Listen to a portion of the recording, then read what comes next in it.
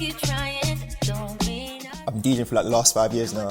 So the first time when I actually went to a club and was in a big environment to DJ, I was thrown straight in the deep end to DJing CDJs. And the only thing I was used to before that was my little bedroom DJs, DJ decks.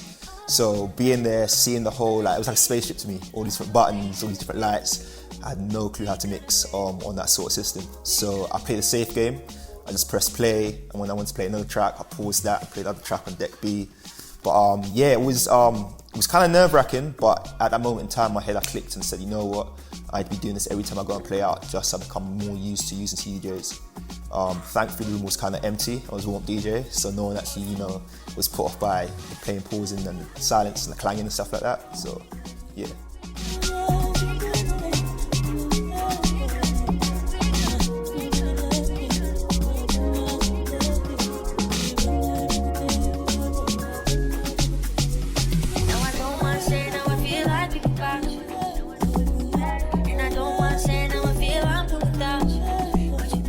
I say I'm very fortunate enough to, be taken on the wing by a collective of really good DJs when I was at university outside of London. And they played all over the place. Being that sort of like collective, I was able to see the caliber of like, okay, cool, that's how you mix, that's how you DJ, that's how you rock a crowd. And not only that, they also, we had the privilege of booking big DJs and to see what they used to do and how they would obviously, mix so successfully and obviously get the crowd rocking. That's something I was very, very attentive to. So whenever they would obviously, sell out shows, I was always there to obviously just pay attention to how well they done their stuff. And funnily enough, sometimes when they finish the whole gig by 3, 4 a.m, I'll go home in the taxi and I wouldn't even go straight to sleep. I'll go straight back in my bedroom, DJing, trying just to master and, replicate exactly what I've heard.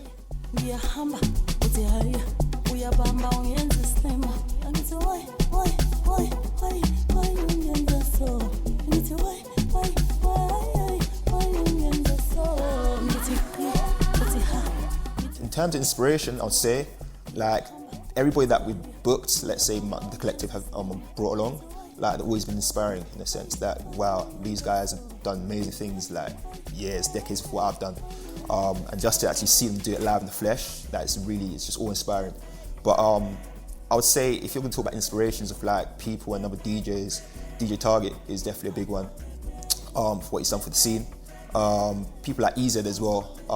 EZ was one of the first DJs that I actually watched when trying to learn how to DJ, which was a rookie mistake because he's so technically advanced. For someone that's a novice DJ to try and replicate exactly what DJ EZ done, it's mind-blowing, so it was kind of impossible to try and do exactly what he does.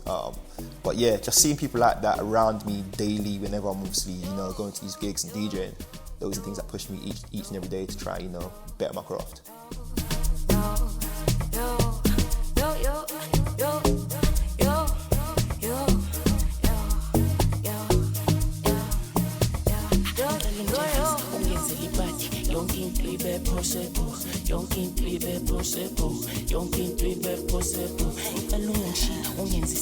I always say I've always had this self-belief, like no matter how difficult it looked, I say, okay, cool, the hard graft is going to be now, but there's going to be a point in time where I will be able to, successfully do it to a certain capability. Like, I'm not going to say I'm going to be DJ EZ, but there's going to be a point where I'm going to be, able to do some of the stuff that he does. So yeah, I'll just say to my younger self, just keep pushing, even though it's not coming off right now. Just, if you keep, paying attention to exactly what these top DJs are doing, keep taking inspiration from what they're actually doing each day, you're going to most probably reach that level at some point.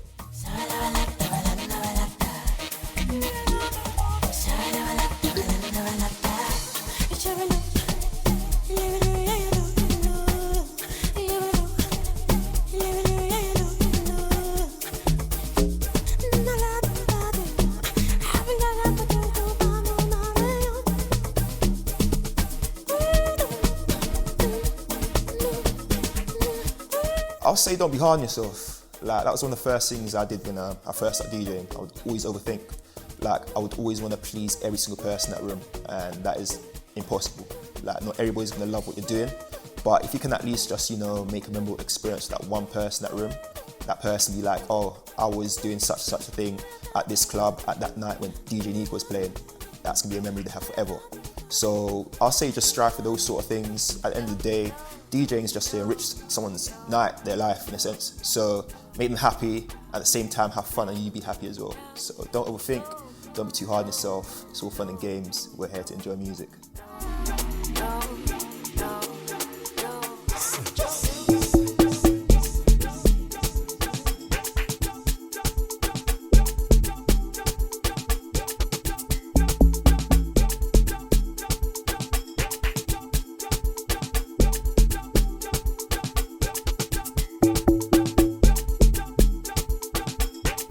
Defining art of being a DJ, I would say you are the vibe maker. Like you control that vibe.